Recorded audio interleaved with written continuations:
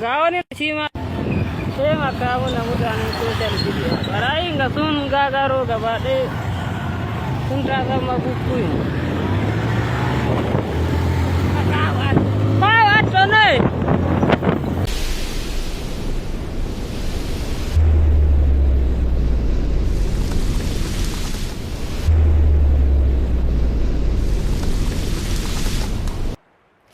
Job chapter 33 verse 7.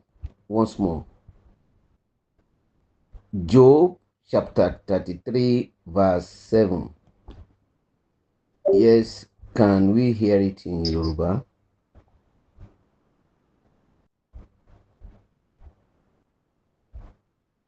Ìwé Jóòbù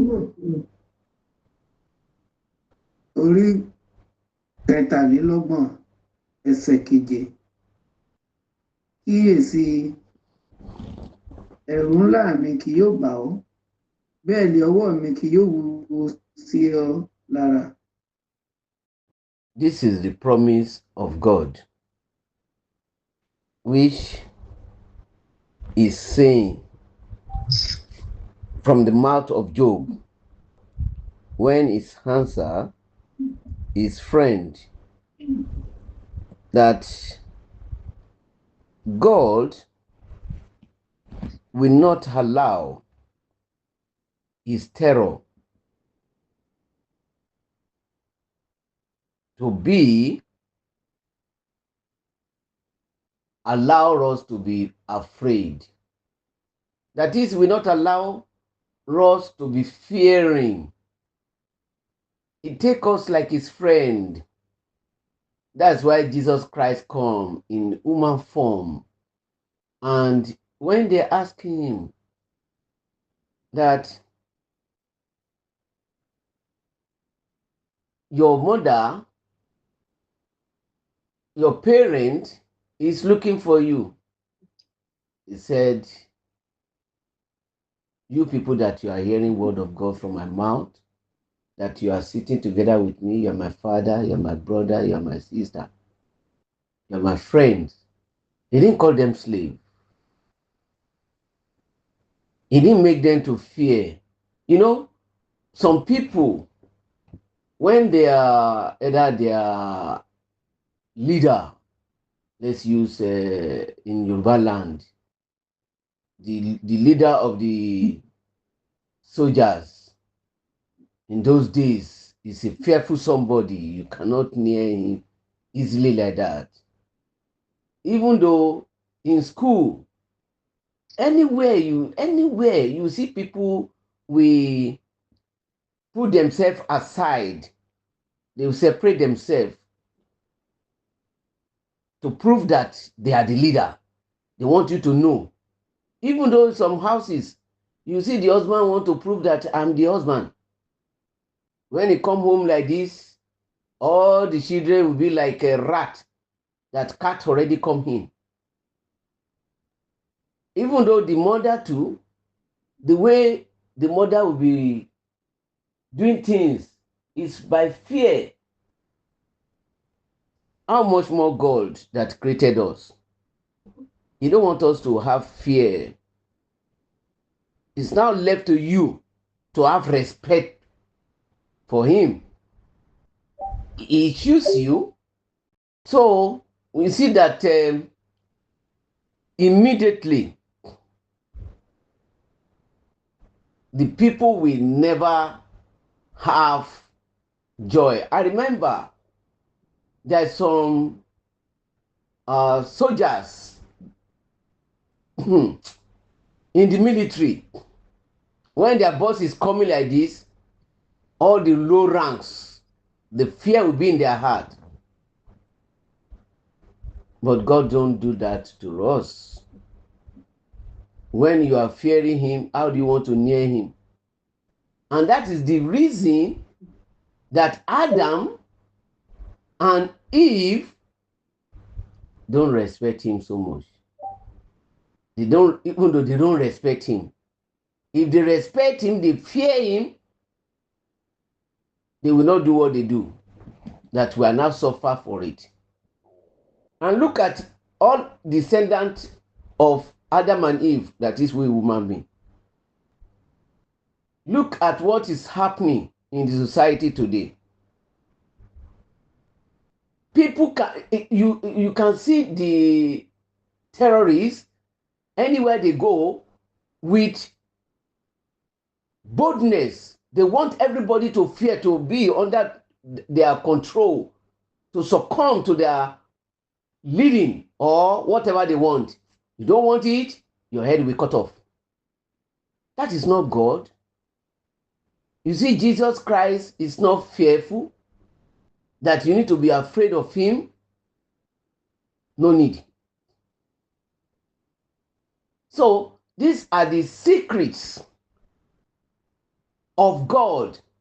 Actually, you can see Job as somebody that he didn't knew what happened to him. He thought that the problem he have is from God, because he didn't believe in devil. They don't have anything to do together. If you read Job chapter 1, verse 1, even though to chapter 2, you will see that God himself is the one who is speaking on his behalf, is proud of him. He said, because he knew that anytime the devil come to their meeting that is roaming about, he cannot sit down with them. But whenever I see him like this, that is roaming about in the surroundings, you already know where he comes from. Everything is written in his forehead. You know, God is Alpha and Omega. He can see his heart. He can see everything. That's the thing that he don't know. That he thought he can overthrow God. He don't know that God can see his heart. Who is the one who created him. He said, okay, I think you come here. Not I think. You come here to tell me about Job, right? Do you see him? He's the one reporting the case to Job.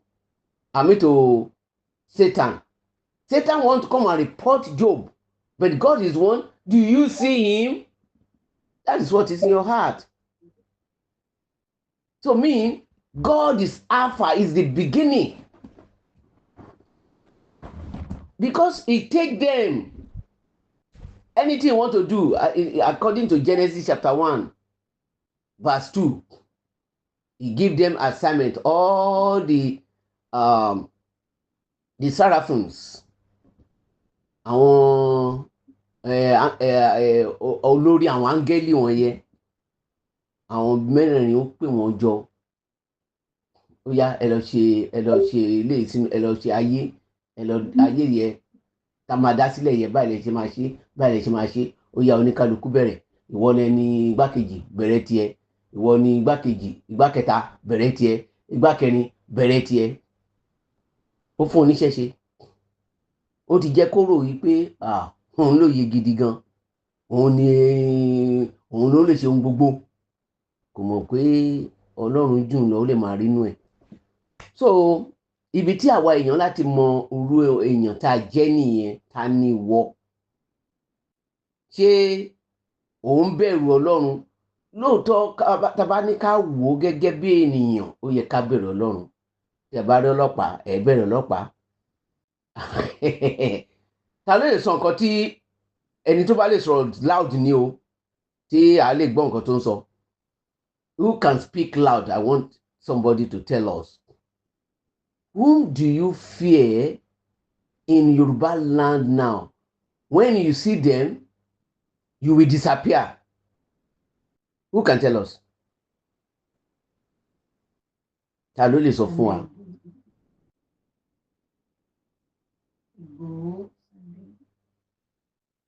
Okay, I mean, because our voice have not come out. The place of is only one fellow, Fúlàní. Nobody that you will see Fúlàní that you are driving in the highway or in the bush. If you see ọlọ́pàá, if he don't stop you, you will not have problem. But you see the cows with Fúlàní the first time, and you see next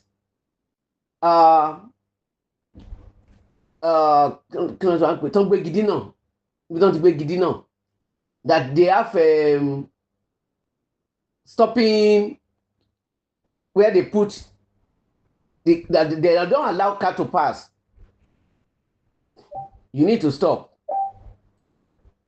because you cannot run. They already put stick on the road. You will stop.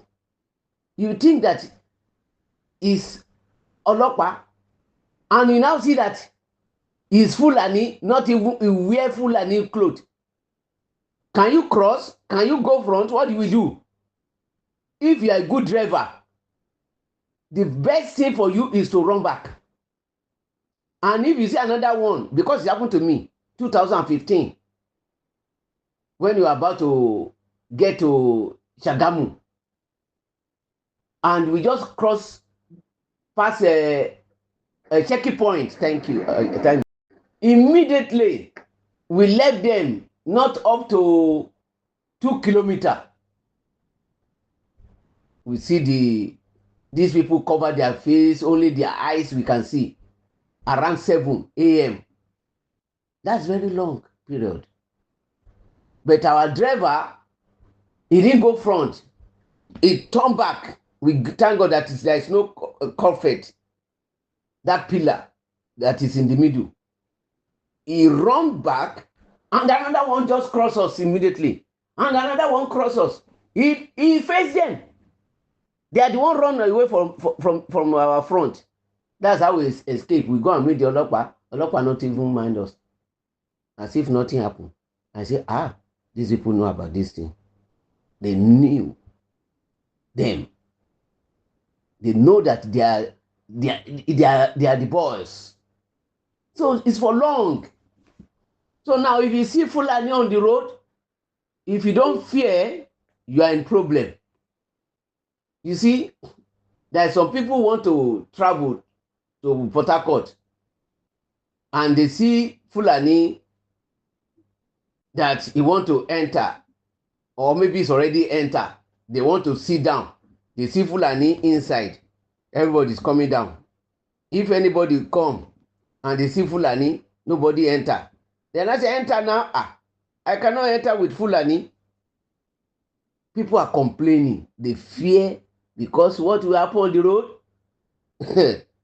That is death. So before it's ọlọ́pàá that we used to afraid to see. No, actually all over the world, if you see ọlọ́pàá, you will fear. Even though you didn't commit any crime, you will fear. If you are driving, you are running, and you just see ọlọ́pàá, you will reduce your speed quick, because you know he will find any case on your he will find anything to arrest you. Anywhere they will check you. So, but God don't want us to have that kind of fear in our heart, or to fear what we're supposed to do. He give us free will. He didn't force us to do anything. It's willingly. So, and but that is the reason we can do what we call sin, or we can commit sin. Ẹ jẹ́ ká wo àpẹẹrẹ àwọn ènìyàn.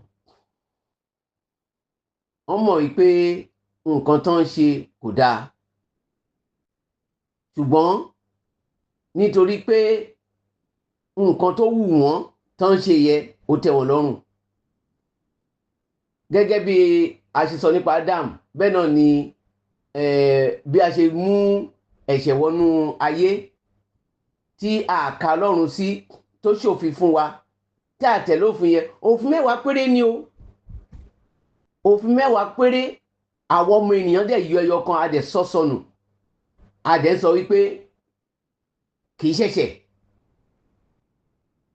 ṣé ìgbọ́ràn nìyẹn àbí àìgbọ́ràn ṣé a ní ìbẹ̀rù Ọlọ́run nìyẹn a ní ìbẹ̀rù Ọlọ́run ṣùgbọ́n torí pé Ọlọ́run adákẹ́jẹ́ yẹ kì í sọ̀rọ̀ yẹ a wá fún àyè gbà for 1700 years the whole world a wá dàbẹ̀ ni pé àwa gangan la dáyé òun pé kò sí nǹkan tó máa ṣẹlẹ̀ Ọlọ́run dẹ̀ ń try láti amend everything ó ń try láti amend everything ẹ wo tẹ́ bá lọ sí ọ̀pọ̀ àwọn Arab country wọ̀nyẹn àbí àwọn ìlú tí ti gba kìrìsìtẹ́nì yẹn Ọlọ́run fúnra ẹ̀ ló lọ ń wàásù fún wọn Jésù fúnra ẹ̀ ló ń wàásù fún àwọn èèyàn yẹn o kìrìsìtẹ́nì ò lè lọ síbẹ̀ láíláí torí ìbẹ̀rù lórí méjì kan náà lọ wàásù ibodò náà ti lè Haúsá lásán lórí méjì ẹ̀ ká tó wá sọ pé ìwà lọ sí Arab wa lọ máa wàásù Jésù ọ̀ àgbé Bíbélì dání ó tiẹ̀ lórí méjì ẹ̀ kò gbé Báíbù dání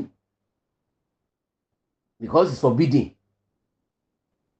so àwọn nǹkan wọ̀nyẹn Ọlọ́run fúnra ẹ̀ ló wá ń jèrè ọkàn àwọn èèyàn wọ̀nyẹn tó ń wọlé tó lọ ń bá wọn kì í ṣe èèyàn òun lè máa rí wọn tó máa gba Jésù á fi gbogbo ọrọ̀ ayé ọrọ̀ tó yẹ pé dúkìá ẹ mọ̀ pé Dubai Arab country they have most of them they have money bẹ̀tà ń pa owó yẹn tì nǹkan tó ń gbà yẹ tó jọ wá lójú yẹ àwọn afilẹ̀ á fọ̀rọ̀ wọn lẹ̀ á dẹ̀ máa tẹ̀lé Jésù wọ́n ní ìbẹ̀rù Ọlọ́run àwa ò ní ìbẹ̀rù Ọlọ́run but ìgbà tí wọ́n bá gba Jésù ńkọ́ ọ̀dọ̀ wa náà ti ń bọ̀ torí pé Ọlọ́run expect wa kí a tọ́ wọn sọ́nà tó dára ká jẹ́ kán mọ̀ òtítọ́ ìgbà tó jẹ́ pé nǹkan tá à ń kà náà làwọn náà ń kà bó ṣe yé wa sí ló yé àwọn náà sí a ti dàrú ọjọ́ Sunday àti sọ di ọjọ́ ìsinmi wọ́n ti yí gba Sátidé lọ́wọ́ wọ́n ti gbé Sunday lé wa lọ́wọ́ now kò sẹ́ni tó wá mọ̀ òótọ́ yẹ ẹ lè rí mi mẹ́nìkan kan nínú ayé àìníbẹ̀rù Ọlọ́run nìyẹn tẹ́pà níbẹ̀rù Ọlọ́run ṣó yẹ ká yí padà òfin 10 yẹ tí Jésù ò yí kankan padà ń bẹ̀ àwọn abẹ̀ sí ń purọ́ mọ́ Jésù pé òun ló yí padà ṣẹ̀ṣẹ̀ ńlá kọ́ nìyẹn àrífín náà ń pè yà àrífín ǹjẹ́ a lè yí ká máa rìn ní títì lọ báyìí títì tó yẹ pé eléyìí tó kọrí sí ọ̀nà Ìbàdàn ká lọ gba èyí tó ń bọ̀ láti Ìbàdàn ká máa gbà bọ̀ ká máa rìn lọ sí ọ̀nà Ìbàdàn kí ló máa ṣẹlẹ̀ accident nìyẹn tí ọlọ́pàá bá dẹ̀ rí wa ń kọ́ wọ́n máa mú wa simple as ABC ṣùgbọ́n àwa ènìyàn ayípo a ní ìbẹ̀rù èèyàn ju Ọlọ́run lọ Bíbélì dẹ̀ ni pé ká ní ìbẹ̀rù Ọlọ́run kì í ṣe nǹkan tó ń sọ ní báyìí kì í ṣe pé líbòmí ẹ lè ká kó ní pé kẹ́ ní ìbẹ̀rù Ọlọ́run wọ́n ní ìbẹ̀rù Ọlọ́run ní ìpìlẹ̀ ọgbọ́n bẹ̀tí ní báyìí ó ní Ọlọ́run kò fẹ́ kí a ní ìbẹ̀rù kò fi ìbẹ̀rù ẹ̀ kó fi sọ́kàn wa ká máa bẹ̀rù òun ó mú wa gẹ́gẹ́ bí ọ̀rẹ́ ẹ̀rí Jésù ṣe fún un ó tún wọ ẹsẹ̀ wọn ó ń wọ ẹsẹ̀ wọn Pétérù ní ayéláyé ó lè wọ ẹsẹ̀ mi o bàbá ẹ lè wọ ẹsẹ̀ mi o ọ̀gá ẹ lè wọ ẹsẹ̀ mi o tíṣà ẹ lè wọ ẹsẹ̀ mi o ìgbà tó tó wá mọ̀ túmọ̀ ẹ̀ ó ní ìrọ̀lọ́ látòrí désàlẹ̀ ló máa wẹ gbogbo ẹ̀ ní pátápátá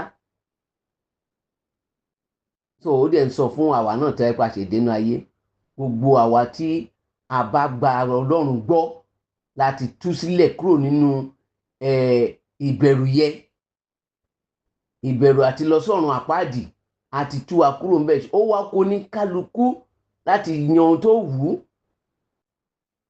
ú o nílò láti sọ fún ẹ kó bẹ̀rù Ọlọ́run yá bẹ̀rẹ̀ tó gbúdọ̀ bẹ̀rù ẹ̀ kó mọ̀ wípé nǹkan tó wà lẹ́yìn ọ̀fà ojú òjé lọ tó bá ṣe àwọn nǹkan yẹ ẹ̀ṣẹ̀ ni èwa ni pé kí wọ́n sọ pé kíní yìí máa pa yín o wọ́n máa gé yín kúrò o wọ́n máa yọ yín kúrò ní àárín àwọn ìlú o ẹ má ṣe o ẹnìkan ṣe o nǹkan tó ṣẹlẹ̀ sí ni o ẹnìkan wá ní 1700 years ó wá pé rẹ̀ ní Constantine àdìwá gbà bẹ́ẹ̀ ìgbà tó wá yàtọ̀ àwọn ẹ̀ máa wí á ní ìjọ 7 days ní Adventist ló ṣe bẹ́ẹ̀ 7 days Adventist ló ní kó wá dà ní àbí ẹ̀sìn 7 days Adventist àwọn ló kọ Bible ní ṣé church ló kọ Bible ní who wrote the Bible ṣé kìí ṣe Ọlọ́run fúnra ẹ̀ ní pẹ̀lú àwọn mẹ́rẹ̀ẹ̀rin wọ̀nyẹn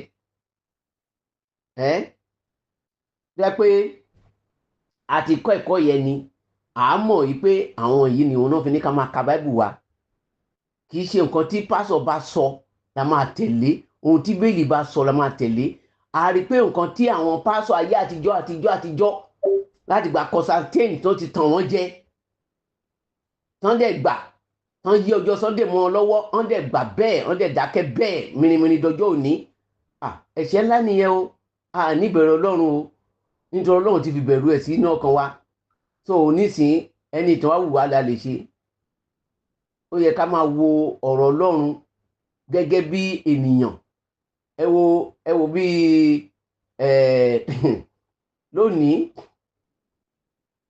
ní Nàìjíríà yẹ ká máa wò bá a ṣe ní respect Tinubu òun ló lórí tí ọlọ́pàá bá dúró tí Tinubu bá dúró tó bá ṣeé ṣe èèyàn lè sọ̀kúta lu Tinubu á rí àwọn tá a sọ̀kúta Tinubu tó máa rí Tinubu á sọ bàtà lù ṣùgbọ́n tó bá lọ́lọ́pàá hàn lórí méjì ẹ̀ tí wọ́n mọ̀ pé ìbọn tó wà lọ́wọ́ ẹ̀ ó máa dún gbàm lórí wọn hàn nídánwò kò sí ẹni yẹn tá a dánwò ṣùgbọ́n Tinubu wọ́n lè ní pé àwọn máa ṣe ṣùgbọ́n nǹkan tó ní jẹ́ kán ṣe àwọn ọlọ́pàá tó yí ká ní òní ìjẹ́ kán dánwò kọ́ ló ràn wá lọ́wọ́ òun ló fi ṣe òfin lóríṣiríṣiríṣi ẹ má ṣe léyìí o ẹ ṣe léyìí o ẹ bọ̀ fún àwọn olórí yín o ẹ ṣe léyìí adúpẹ́ Ọlọ́run ló ní ìsìn ti wà ń yọ̀ ọ̀rọ̀ Ọlọ́run tó ní pé òkúta tí àwọn mọ̀lẹ́ kọ̀ sílẹ̀ wá di pàtàkì gunlé òye níbi Tinubu nílẹ̀ Nàìjíríà pàápàá jùlọ láàrin Yorùbá torí àárín fi gan àti respect ẹ̀ respect ẹ̀ Ìgbòho lásán wípé ó tiẹ̀ sọ wípé òun fẹ́ san oore padà àmọ́ nǹkan tá a sọ sí Ìgbòho àmọ́ nǹkan táwọn èèyàn sọ sí àwọn èèyàn kórìíra Ìgbòho ju kiri lọ bí bá ṣe ń sọ̀rọ̀ yìí ṣùgbọ́n nísìnyí mo ti mọ̀ wípé the largest number of Yorùbá wọ́n wà lẹ́yìn kínní ni olódòdẹ ọmọ olódòdẹ ẹ̀yìn ẹ̀nà wà ń sìn torí inú wọn dùn fún wípé gbogbo akitiyan ẹ̀ gbogbo ọgbọ́n tó dá for 1 month làwọn èèyàn fi ṣe kíni náà fi bẹ̀rẹ̀ sí kó àwọn ìdílé àwọn tí wọ́n ń ṣiṣẹ́ burúkú wọ̀nyẹn tán bẹ̀rẹ̀ sí mú wọn ẹ wò ṣé èèyàn lè respect ẹ pé láti Ìbàdàn náà ti wá lọ ṣe nǹkan ní Òṣogbo ṣe rí pé èèyàn burú àìní ìbẹ̀rù Ọlọ́run náà ni mí ti kò sí nǹkan tí èèyàn lè ṣiṣá pé Yorùbá mọ́ ló wà ní èèyàn 4 Yorùbá ọ̀tọ̀ọ̀tọ̀ 4 náà wà nídìí ọ̀rọ̀ àwọn ọmọ skul wọ̀nyẹn tán dẹ̀ bẹ́rì má nìyẹn Yorùbá for that matter ẹ wò ń sìn ibi tán ti fẹ́ lọ sìnkú àwọn lónìí náà ti gbé àtòkú o àti pósí o àtàwọn tó wà ń bẹ̀ o wọ́n ti tún kó wọn lọ ìròyìn tó ti ṣẹlẹ̀ lónìí nìyẹn bẹ́ẹ̀ náà ni àwọn tí kí wọ́n porúkọ ẹ̀ ẹ̀dá oníyọ̀ àwọn tó lọ jí tó pa pásọ̀ síbẹ̀ ǹjẹ́ n pé Yorùbá wà lára àwọn even though kìí ṣe Yorùbá nìkan ìkan lára àwọn Àmọ̀tẹ́kùn ó wà láàrin àwọn tó gbé tó jẹ́ àwọn ọmọ yẹn kó lọ sínú igbó tó dẹ̀ gba owó ńlá yẹ lọ́wọ́ wọn tó dẹ̀ jẹ́ pé wọ́n dẹ̀ pa pásọ̀ yẹn sórí pẹpẹ tó ń bá Fúlàní ṣiṣẹ́ odidi Àmọ̀tẹ́kùn ọ̀gá ni ó kọlọ́run kó gbà wá o òun nǹkan tá à ń sọ ìbẹ̀rù Fúlàní sìn ló wà náà kan wá kí lè yẹ pé Fúlàní nínú kan náà dá ṣiṣẹ́ yẹ wọ́n fẹ́ ṣòkú ni wọ́n ń ṣòkú ni ó kéèyàn máa ṣòkú kó tún dáràn àní wọ́n ti sọ pé ibi tí èrò bá ti pọ̀ sí ẹ má sí bẹ́ẹ̀. Ìwọ tí o bá wà níbì kan ibikíbi tó bá wù kó wà kó da tẹrí ẹ̀ bá síbẹ̀. Dídán kọ́ ni kó lọ ṣọ́ọ̀ṣì lákòókò tá a wà yìí. Ẹ gbàdúrà nínú ilé yín. Kò síbi tí wọ́n ti sọ pé tìpátì kúkù. Yá Bíbélì sọ pé má kọ̀ jọ péjọpọ̀ yín papọ̀. Ìgbà tí ìpéjọpọ̀ yín tó bá tọlọ́run mọ́ ń kọ́. Ọjọ́ Sunday lẹ́ ń ṣèpéjọpọ̀. Tó bá dẹ̀ jẹ́ pé kàn ṣe láti lọ kọ́ra yín ní ọ̀rọ̀ Ọlọ́run ni àìbá ṣe é ṣe. Ṣùgbọ́n 24 hours yẹ ó yẹ kó pé. Kẹwàá níwájú Ọlọ́run kẹ́ ìsinmi náà pé kì í ṣe kẹ́ ẹ ṣe wọ mọ́tò láti ibà lọ kẹ́ ẹ ṣe máa lọ sájà láti Mushin tàbí láti kíní láti Mushin lọ sí Ayọ̀bọ ọ̀kan ní pé kẹ́ ẹ lọ sí Redeem Camp oríṣi bẹ́ẹ̀ yẹ mú gbogbo wọn bẹ́ẹ̀ lọ àbí òye ti Ọ̀tà ni ìyẹ́kọ́ ló ń sọ nígbà tí ẹ ti ṣe nǹkan di normal thing ẹ lè ṣe láyé ara yín. Mo ti sọ ti arákùnrin yẹn fún wa Charlie Clark òun àti ìyàwó ẹ̀ ní Bíbélì ṣe sọ nìyẹn